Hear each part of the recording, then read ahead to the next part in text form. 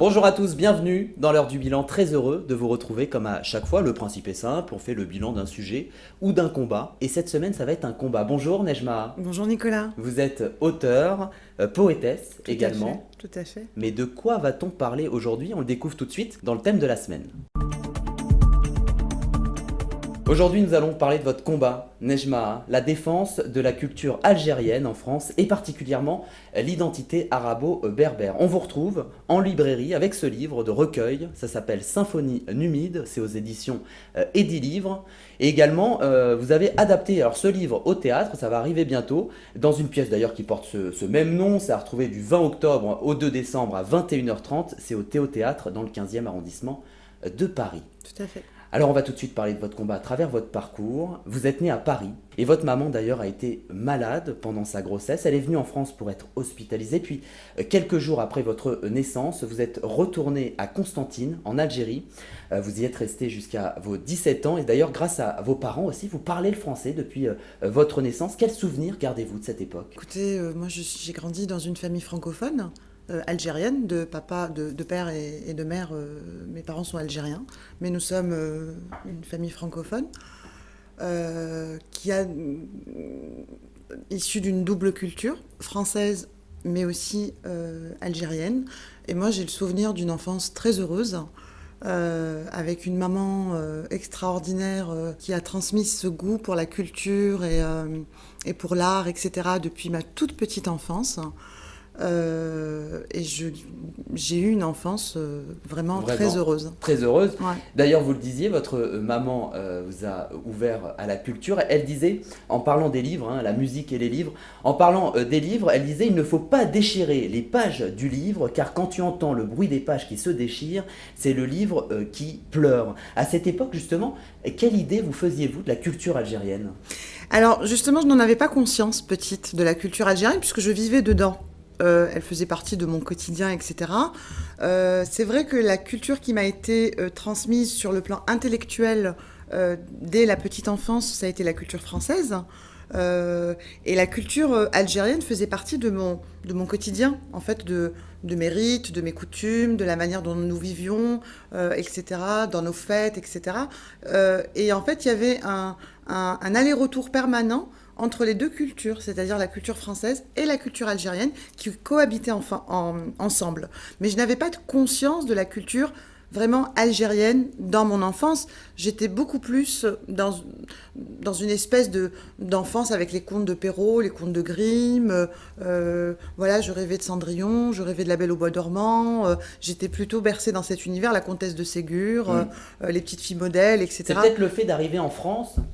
Peut-être votre culture vous manque aussi à ce moment-là. Parce que vous arrivez en France en 1995, d'ailleurs à Marseille pour y passer votre bac. C'est ça. Non, alors oui, je suis arrivée en France en 95, j'ai passé mon bac lettres à Marseille. Et en fait, je suis venue avec une douleur et une déchirure en France, parce que mon arrivée en France n'était pas vraiment programmée. Nous sommes partis à l'époque du terrorisme en Algérie, donc de la décennie noire, et c'était un peu un départ forcé vers la France. Bon. J'en suis heureuse aujourd'hui parce que je suis très heureuse en France, mais le départ était forcé. Donc c'est là où la déchirure vis-à-vis de ma culture algérienne a commencé. Mais je n'en avais pas vraiment conscience, hein, réellement, sur le plan culturel. J'ai pris conscience de mon envie de me battre pour ma culture algérienne quand je suis repartie en Algérie en 2007. Voilà, en 2007. Que j'ai voulu m'installer là-bas et que je me suis rendu compte que la culture algérienne avait pas disparu, mais qu'elle avait subi une sorte d'annulation, et que les gens n'étaient plus conscients de leur culture et que moi je n'avais plus mes repères.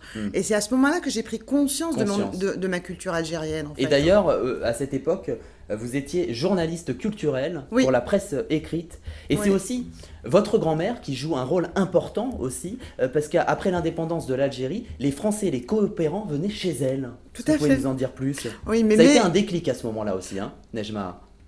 Peut-être pas un déclic, Parce que j'en étais pas consciente. En fait, je le vivais, c'était mon quotidien, mais Ouais. je m'en suis rendu compte après, à l'âge adulte. Mais l'enfance avec ma grand-mère, c'était une enfance fabuleuse parce que Mémé recevait effectivement chez elle tous les coopérants, tous les agrégés de lettres, de philo, enfin tous les médecins, etc., qui venaient travailler en Algérie. Leur point de chute, c'était chez ma grand-mère. Mm. Et moi, j'ai grandi dans ce monde multiculturel, franco-algérien, mais pas que, parce qu'il y avait aussi des Russes, parfois des Tchèques, qui venaient chez ma grand-mère, etc. Et j'ai grandi dans ce monde, en fait, où tout le monde était là, et un monde où la culture était très importante.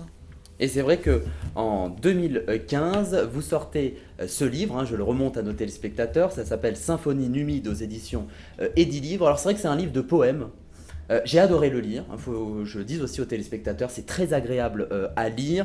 D'ailleurs, il y a un poème qui m'a particulièrement marqué, ça s'appelle Henna, c'est ça. Ouais. Alors je cite quand même quelques mots, parce qu'il faut quand même aussi donner envie à nos téléspectateurs de le lire, ce livre. Nostalgique de tes mots et ton monde berbère, je rêve de tes contes en plein jour, moi la mer. Je te chante, ô berbère, tu me hantes par tes vers, te décrire me soulage, viens me voir car j'enrage. C'est vrai, pourquoi avoir choisi la poésie pour défendre la culture algérienne, Nejma? Alors Nicolas, je ne l'ai pas du tout choisi, vous savez. Ouais. Moi, je suis rentrée en 2007 en France, après mon séjour en Algérie, où j'étais bouleversée, j'étais anéantie par le choc que j'ai subi là-bas, de me rendre compte que ma culture avait quasiment disparu. Et j'ai eu envie d'écrire. Et en fait, quand j'ai commencé à écrire, c'est venu en poésie. Mais je ne l'ai pas Donc c'est choisi. venu tout seul. C'est venu tout seul. Dès que vous avez commencé J'ai à commencé poser à le stylo écrire. sur votre papier. Enfin, le curseur sur l'écran plutôt, parce que j'écrivais sur l'ordinateur. Oui, c'est vrai que maintenant les ordinateurs existent. Voilà. Mais non, c'est venu tout seul et c'est venu en forme poétique. Mais c'est pas du tout quelque chose que j'ai choisi. Pas du tout Non. choisi. Alors j'ai vu également dans votre parcours, vous êtes présidente d'une association, ça s'appelle Voix du Monde, vous l'avez créée en février 2017. Alors c'est vrai que c'est une association qui a pour but de promouvoir des artistes, de toutes sortes d'ailleurs, des artistes d'origine étrangère, mais en connexion avec la France. Tout à Et fait. ça vous tient à cœur, Nejma. Absolument, parce que moi je suis très très attachée à l'Algérie, comme vous le savez bien, mais je suis aussi très attachée à la France, et que je vis en moi une double culture, je dirais pas parfaite, c'est jamais parfait, mais assez harmonieuse à l'intérieur de mon être. Et que je suis très attachée aux valeurs françaises et à la République française. Et je pense qu'aujourd'hui, la France est l'un des rares pays qui est capable d'accueillir en fait la culture de l'autre et de pouvoir préserver ces patrimoines qui sont en train de partir et de disparaître dans des pays comme l'Algérie ou dans le monde arabe, etc. Je crois qu'aujourd'hui la France, ou autre d'ailleurs, pas que dans le monde arabe, est capable, de par son background culturel, d'accueillir ces cultures et de les préserver. Parce qu'il y a quelque chose d'universel en France, qu'il y a peut-être moins dans d'autres pays. Et c'est pour ça que pour moi, c'est important que ces cultures soient en connexion avec la culture française, qui est une sorte de protectrice de ces cultures quelque part. Voilà. Et Enfin, d'ailleurs, pour moi. vous avez comme objectif aussi de s'ouvrir à d'autres cultures Dans mon association? via votre association. Absolument. C'est-à-dire que Alors là, vous en êtes où à ce niveau-là? Quelle peut-être autre culture souhaiteriez-vous atteindre? Alors, j'ai pas d'idée précise. Alors, moi, je suis à la fois intéressée par les cultures du Maghreb, évidemment, mais aussi par les cultures scandinaves, parce que j'ai fait un parcours en Scandinavie il y a quelques années où j'ai habité la Finlande pendant 3 ans. Et donc, j'ai travaillé dans une galerie d'art scandinave aussi il y a quelques années à Strasbourg. Et donc, je suis très intéressée par les cultures du Nord aussi. Et il y a une résonance qu'on ne va pas développer aujourd'hui parce que c'est trop complexe, entre les cultures du Nord et les cultures du Maghreb. Dans l'art et la tradition populaire, il y a des choses qui se rejoignent. Quand nous connaissons bien, par exemple la culture finlandaise que je connais pas mal, moi j'ai trouvé des résonances entre la culture finlandaise et la culture algérienne. Finalement, ce que vous nous dites, Nejma, c'est que à travers différentes cultures, il y a aussi plusieurs connexions qui sont liées également à la culture maghrébine. Alors, je ne sais pas si c'est plusieurs. En tout cas, d'après mon expérience, effectivement, moi j'ai pu constater grâce à mon séjour en Scandinavie et précisément en Finlande, parce que j'ai vécu dans un écomusée en Finlande à la mode 1845, donc j'ai vraiment vécu l'art et la tradition populaire finlandaise. j'ai trouvé des connexions entre la culture particulièrement berbère et la culture finlandaise. Dans la manière, dans certains rites de mariage, par exemple, dans la manière de préparer le trousseau pour la mariée, dans certains rites, dans certaines fêtes, etc. Il y a des échos, en fait, qui se faisaient entre la culture berbère et la culture finlandaise. Et ça m'avait interpellée, effectivement. Et donc, dans Voix du Monde, je suis effectivement intéressée de m'étendre aussi vers des cultures comme ça, comme la culture scandinave, la culture finlandaise ou suédoise ou danoise, ou même africaine aussi, l'Afrique noire. En fait, je suis intéressée par plein de choses. Ce que Je suis vous nous intéressée dites, par plein de choses parce Nejma. que Ouais. j'ai fait un parcours d'anthropologie en plus. Moi, j'ai fait des études Plusieurs, d'anthropologie. plusieurs bagages, hein, dans Voilà, votre parcours. donc j'ai plusieurs bagages effectivement. Et le côté anthropologue prend toujours le dessus et fait que je ne peux pas me cantonner et m'intéresser qu'à ma culture d'origine. C'est-à-dire, je pars de ma culture d'origine pour la faire connaître, parce que je pense qu'elle est méconnue malheureusement. Donc mon travail aujourd'hui, c'est de faire connaître la culture À travers algérienne, votre association à travers mon notamment. association, mon livre, la pièce de théâtre, etc. Mais l'objectif, c'est de s'étendre à, à toutes les cultures.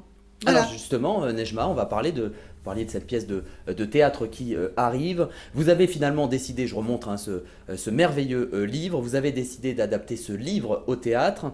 Alors c'est à partir du 20 octobre jusqu'au 3 décembre, c'est tous les vendredis et samedis à 21h30. D'ailleurs ça s'appelle pareil, Symphonie numide.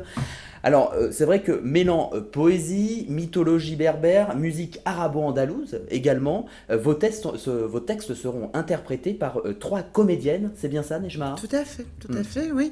Donc, nous avons un metteur en scène, brillant d'ailleurs, qui est Marc P. Voilà, c'est son nom d'artiste. Khalil Redouane également. Khalil Redouane qui est Ouais, guitariste, guitariste. qui est à la guitare. Et nous avons 3 merveilleuses comédiennes qui sont Amélie, Amina et Asia. Et même au sein de notre troupe de théâtre, nous avons cette diversité, puisque nous avons une comédienne franco-syrienne, une franco-française et une franco-algérienne qui interpréteront donc les rôles de femmes dans Symphonie numide. Ça n'a pas été trop compliqué d'adapter ce livre au théâtre? C'est vrai que quand on le lit, c'est beaucoup de poèmes. Ça n'a pas été compliqué cette transition? Alors je pense que c'est une question qu'il faut précisément poser au metteur en scène, parce que moi je n'ai pas fait la mise en scène, mais je pense qu'il a dû beaucoup travailler, ça c'est certain. Il a dû beaucoup travailler avec les filles, mais il y a une telle adhésion à mes textes de la part du metteur en scène et de la part des jeunes femmes qui interprètent ces femmes dans Symphonie numide, que malgré cette difficulté, moi je trouve qu'il y a un travail extraordinaire qui s'est fait à l'heure d'aujourd'hui et qui j'espère va séduire le public en octobre quand on aura la première de la pièce le 20 octobre. Donc à partir du 20 octobre jusqu'au 3 décembre, tous les vendredis et samedis à 21h30. Est-ce que maintenant, Nejma, vous êtes prête? Dans la prochaine rubrique, j'ai flouté des gens, vous allez voir. Vous êtes prête à deviner qui Je c'est? suis pas très forte à ce jeu, mais bon. Eh bien, on passe tout de suite au devine qui c'est. Dans le devine qui c'est, le principe, effectivement, je vais vous montrer des photos avec des visages floutés. À vous de deviner de qui il s'agit. Évidemment, c'est lié au thème du jour. Hein, c'est toujours lié au thème de l'émission. Avez-vous deviné de qui il s'agit ou pas du tout? Alors, un petit indice, un écrivain algérien qui a 49 ans.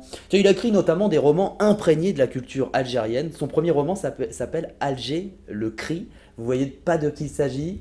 Je vous donne la réponse, c'est pas grave, Nejma, c'est l'écrivain Samir Toumi. Et Samir Toumi, non, Voilà. je connaissais pas très bien cet expression. Voilà. Pas très bien cet écrivain. Eh bien, si je vous montre la photo de Samir Toumi, c'est qu'il était invité sur le plateau de TV5 Monde dans l'émission MOE pour Maghreb Orient Express. Samir Toumi est interrogé sur ce qui fait l'essence de la culture algérienne. On regarde cet extrait tout de suite. En Algérie, la culture, je l'apparente un peu à l'iceberg. Et c'est assez intéressant parce que aujourd'hui, les organismes officiels dépensent de l'argent. Il y a des festivals, il y a des choses comme ça qui se mettent en place. Celui de la bande dessinée vient de se autres. terminer d'ailleurs. Voilà. Ouais. Mais ce qui est intéressant, c'est qu'en dessous, C'est-à-dire c'est comme un iceberg, c'est-à-dire que dans la partie qu'on ne voit pas, il y a énormément de mouvements, il y a quelque chose de foisonnant, de bouillonnant qui se crée et de manière alternative. Et donc il y a une espèce de mouvement de mise en place d'action culturelle un peu dans l'officiel. Et en parallèle, il y a tout un bouillonnement de choses qui se font, mais à côté. Alors Nejma, suite à cet extrait, est-ce que vous êtes un peu d'accord avec cette idée d'iceberg pour représenter la culture algérienne? Eh ben, je trouve que l'image est parfaitement décrite parce que je partage vraiment l'avis de Monsieur Toumi. Effectivement, il y a tout ce qui se fait officiellement au niveau culturel et il y a ce qui se passe à l'intérieur du pays, chez les jeunes notamment, que j'ai pu vivre, parce que moi j'ai travaillé dans la culture en Algérie avec des jeunes, puisque j'ai donné des cours de théâtre au théâtre régional de Constantine en 2007. Donc j'ai vraiment travaillé dans le milieu culturel. Et j'ai vu tout ce foisonnement culturel, que ça soit au niveau de la musique, que ça soit au niveau de l'art, de la peinture. Il y a énormément d'artistes en Algérie, dans tous les domaines, qui sont un peu à droite et à gauche, mais qui malheureusement ne sont pas valorisés pour l'instant. Alors Voilà. c'est vrai que, Nejma, si on suit le raisonnement de Samir Toumi, toute une partie de la culture algérienne est cachée. D'ailleurs, selon un article publié sur le site web Art Résistance, l'initiative vient des jeunes, qui représentent un peu 70% de la population. Par quels moyens cette jeunesse fait-elle émerger la culture? Ben, par du... Comment on appelle ça je ne sais pas si elle l'a fait émerger. Je ne sais pas si c'est le mot faire émerger, parce que justement, ces jeunes ont du mal à émerger et ont du mal à faire émerger cette culture. Mais par contre, ils sont là. Quand vous allez les chercher, quand vous voulez les trouver et quand vous voulez les chercher pour aller voir ce qu'ils font vraiment, vous les trouvez, ces jeunes. Et ils font des choses entre eux. Ils créent des associations. Ils essayent de créer. Il y a des jeunes qui ont très bien réussi en Algérie, qui ont créé le festival d'Ima Jazz à Constantine depuis pas mal d'années maintenant, et qui ont fait un festival international du jazz à Constantine qui se tient chaque année à Constantine. Et ça, c'est l'une des plus grandes réussites qui a été faite sur le plan culturel de la part de jeunes Algériens qui ont réussi à faire quelque chose d'assez formidable. Mais la plupart, malheureusement, moi je connais des peintres, je connais des artistes, je connais des poètes, je connais des écrivains qui pour l'instant n'ont pas la possibilité de faire connaître leur travail. Alors Nejma, tout de suite on va passer à cette deuxième personne que je vais vous montrer tout de suite. Alors est-ce que vous avez deviné de qui il s'agit, Nejma? Oui, il s'agit malheureusement du défunt anthropologue, grand monsieur, Malek Chebal. Exactement. Malheureusement, qui nous a quittés l'année dernière. Il avait notamment publié un dictionnaire amoureux de l'islam. Ouais. Alors, si je vous parle de Malek Chebab, c'est qu'il était invité d'Audrey Crespo-Mara sur LCI, c'était en octobre 2015, et l'animatrice le faisait réagir suite à la malheureuse phrase de Nadine Morano qui disait « La France est un pays de race blanche ». On regarde tout de suite cet extrait d'LCI. Quand vous entendez Nadine Morano dire la France est un pays de race blanche qui ne doit pas devenir musulman, vous réagissez comment? Je lui dis il faut lire et s'informer, il faut se cultiver. Je pense que la culture est une arme contre la bêtise, une arme fatale contre la bêtise, parce qu'elle est la tue-bêtise la plus forte, la plus violente, la plus efficace. À tous ces gens-là, à tous ceux qui prétendent gouverner au nom des autres et prendre des responsabilités politiques, il faut leur faire des passages, des stages de formation accélérés, de culture universelle et d'histoire universelle. Le monde est complexe et il évolue tout le temps. Donc il faut que les gens se cultivent avant de prétendre à occuper des postes politiques. La culture est une arme contre la bêtise. Vous êtes évidemment d'accord, Nejma? Mais absolument que je suis d'accord. Et oui, bien sûr que je suis d'accord avec ça. La culture est une arme fondamentale contre la bêtise. Ouais. Malek Chebel s'en prend aussi à Nadine Morano, mais plus largement aussi à la classe politique dont certains membres ne seraient pas cultivés. D'ailleurs, Pierre Berger aussi, qui nous a malheureusement quittés récemment, avait d'ailleurs confié sur Canal+, que la nouvelle génération avait accès à tout grâce à Internet, mais paradoxalement, ne connaissait rien en profondeur et n'était pas cultivée. Effectivement, la culture est une arme massive contre contre la bêtise. Ça, j'en suis convaincue et j'en fais l'objet de mon travail d'ailleurs, parce que c'est un peu ça qui me motive à travailler et à me battre comme je le fais pour faire connaître, entre autres, la culture algérienne dans un premier temps, mais il n'y a pas que ça qui m'intéresse. Parce que je suis sûre que si on connaissait vraiment les choses et si on appréhendait mieux l'autre à partir de sa culture, d'abord on se rendrait compte qu'on n'est pas différents les uns des autres et que nous avons, comme moi j'ai pu trouver des liens entre des Finlandais et des Algériens, et ben je suis persuadée que si on se connaissait les uns les autres et qu'on connaissait les uns les autres la culture de l'autre, et ben on se rendrait compte qu'il y a énormément de connexions et qu'il y a énormément de choses qui nous rapprochent beaucoup plus qu'elles nous éloignent les uns des autres. Et ça apaiserait les tensions, parce que la culture a quelque chose d'apaisant. Plus nous sommes sensibles à la culture, plus nous sommes dans l'apaisement. C'est l'ignorance qui nous rend agressifs. C'est pas quelqu'un de cultiver, quelqu'un qui connaît les choses, quelqu'un qui est curieux de l'autre, quelqu'un qui a envie S'ouvrir au monde. S'ouvrir au monde, exactement. Ça nous rend moins agressifs. Voilà. On va passer tout de suite, Nejma, à la troisième partie de cette émission. Vous savez ce que c'est, non ? Non. Je vais vous le dire tout de suite, c'est le question-vérité. Nejma, on va parler de 2 sujets dans le question-vérité aujourd'hui. On va commencer avec le pass culture. C'est vrai qu'à partir de 2018, chacun recevra 500 € à dépenser en activité culturelle le jour de ses 18 ans pour pouvoir acheter des livres, accéder également à des contenus culturels. Mais il y a un effet un peu pervers. C'est vrai qu'en l'Italie a déjà testé ce pass culture. Il existe déjà 78% des sommes allouées sont parties dans des livres. En clair, le pass sert essentiellement à acheter des livres scolaires. Est-ce que vous trouvez que ce pass culture, bonne ou mauvaise idée, selon vous ? Un peu difficile comme question. Pour moi, j'avoue que je ne sais pas, parce que je n'y ai pas réfléchi. Maintenant, vous me dites que 78% des sommes allouées sont parties dans des livres scolaires. Voilà. Oui, parce que les gens privilégient l'utilité. Ouais. Par rapport, le livre coûte très cher aujourd'hui en Europe. Et donc c'est très difficile. Le livre scolaire d'abord coûte cher, et ensuite le livre tout simplement coûte cher. Et je pense que les gens privilégient les choses. L'école avant d'acheter un livre de Maupassant ou autre. Tout à fait, parce que ils vont vers l'utile. Donc pour vous, c'est une bonne idée ? Je ne sais pas. Vous n'avez pas d'avis sur ça ? Excusez-moi, mais non, je ne sais pas. Vous ne savez pas ? Je ne sais pas. Eh bien, on va passer au deuxième thème, c'est pas grave, ça arrive de ne pas savoir.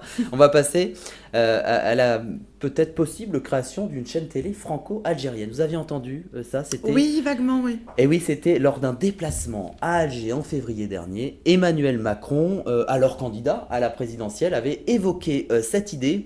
D'ailleurs, sur le modèle un peu de la chaîne franco-allemande Arte. D'ailleurs, selon lui, ça servirait à régler une partie de l'histoire. Ce projet aurait pour objectif de rapprocher 2 peuples, évidemment. Bonne ou mauvaise idée ? Je connais déjà peut-être votre réponse à ce niveau-là.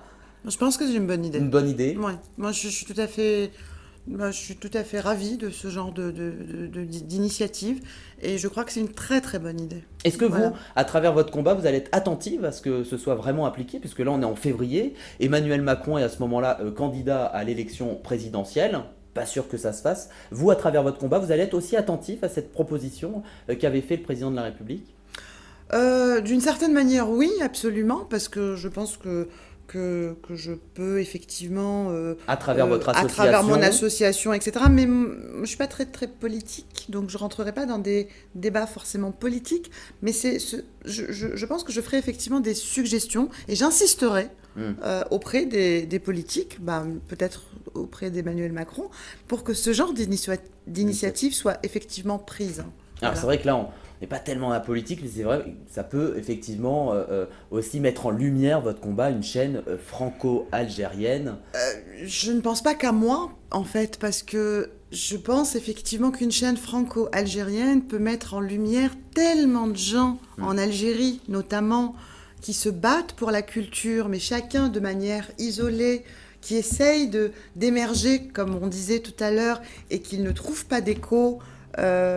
Effectivement, donc ça peut effectivement leur permettre d'être plus visibles et de pouvoir s'exprimer, et ça permettra aux Français de connaître un peu mieux ce pays qui aujourd'hui n'est plus du tout connu par les Français, malheureusement. Enfin, je trouve, en tout cas. Voilà, donc ça peut mettre effectivement en lumière tout ça. Oui. Nejma, on va passer à la dernière partie de cette émission, ça passe vite. Eh ben oui, c'est le Si j'étais président. Et dans le Si j'étais président, j'ai envie de vous connaître un petit peu autrement. Justement, notamment si vous étiez élue présidente de la République, quels seraient vos premiers réflexes? Déjà, j'aurais voulu savoir, votre première loi, Nejma, si vous étiez à la tête de l'État aujourd'hui. Je ne sais pas si je penserais à une loi, parce que moi, je suis intéressée par l'école et la D'accord. culture. Donc ce serait lié à l'école et la Ça culture. serait lié à l'école et la culture. Et à l'école, la première chose, en fait, que je ferais, je pense, c'est vraiment d'imposer à l'enseignement secondaire l'enseignement du droit constitutionnel comme matière fondamentale, et non plus que le droit constitutionnel soit réservé Ou optionnel. ou soit qu'à la fac de droit, etc. Mais que ça soit vraiment une matière fondamentale de l'enseignement secondaire à partir de la seconde. Pourquoi ? Parce que j'estime que la première chose qu'il faut enseigner aux jeunes aujourd'hui, c'est la citoyenneté et la connaissance des institutions du pays dans lequel ils vivent. Ce qui fait partie de la culture, finalement, tout se Et rapproche. qui fait partie de la culture, effectivement. Voilà, donc je pense que le droit constitutionnel, pour moi, est l'une des choses que j'imposerai au lycée. Tiens, votre premier voyage, Nejma. Ah, mais je pense que je le ferai en Algérie. Ah bah ouais, alors là, quand j'ai écrit cette question, je me suis dit, si elle me sort les États-Unis ou quoi que ce soit, ça n'irait plus du tout dans le thème de l'émission. Évidemment, l'Algérie. Est-ce que vous auriez une nouvelle façon de vous habiller? Est-ce que vous trouvez finalement qu'à la tête de l'État, on est habillé un peu trop chic? Vous seriez plutôt une présidente fun, vous? Non, pas du tout. Moi, je suis assez classique Ouais. pour ce genre de fonction. Alors, je veux bien être très excentrique en tant qu'artiste, hein, et j'ai cette liberté en tant qu'artiste de pouvoir être excentrique. Mais je pense qu'il faut respecter les choses. Moi, je suis assez conformiste, et que voilà, quand on est président de la République ou quand on est On se député, doit on se doit d'avoir un certain maintien, et je pense que c'est important. Voilà. Tiens, c'est vrai que si vous étiez présidente de la République, Nejma, évidemment, il y aurait un premier ministre, mais est-ce qu'il y aurait une personne que vous souhaiteriez voir absolument au gouvernement? Une personne connue? N'importe, qui vous voulez. Bonne question. Une personne au gouvernement... Alors ça aurait pu malheureusement être Malek Chebel, mais Ouais. aujourd'hui il n'est plus là. Je sais pas, En tout cas, quelqu'un qui est en lien avec votre combat, la défense de la culture algérienne. Oh, Beyouna, tiens. Ah, Ça serait marrant. Ah, je l'adore. Beyouna, l'actrice. Et hein, ben voilà, on actrice. pourrait mettre Beyouna Ouais. au gouvernement. Ah bah ouais. ça pourrait être pas Ça mal. pourrait être pas Vous mal l'avez- Vous drôle. la verriez dans quel ministère? Eh ben, je sais pas. De la quelque chose qui culture. soit lié... Allez. Non, plutôt lié aux femmes, en fait. Ouais, parce le que combat c'est des femmes. Plutôt le combat des femmes, parce que c'est une femme qui s'est beaucoup battue, Beyouna. Donc, je pense que oui, le combat des femmes, Beyouna, ça serait pas mal, ouais. Merci beaucoup, Merci. Nejma, d'avoir été avec nous. Alors, je rappelle qu'on vous retrouve avec ce livre, hein, ça s'appelle Symphonie numide, c'est aux éditions Edilivre, et qu'également, vous avez adapté ce bouquin au théâtre, c'est au Théâtre dans le 15e arrondissement de Paris. C'est du 20 octobre au 3 décembre, les vendredis, samedis, 21h30. Tout à fait. Merci beaucoup d'avoir Je été vous en avec prie, nous. merci à vous de m'avoir invité. Et bon courage dans vos combats. Merci Nejma. beaucoup, Nicolas. Merci. Et merci à vous tous de nous avoir suivis. On se retrouve dès dimanche prochain avec un nouvel invité qui viendra faire le bilan de différents sujets. Prenez soin de vous.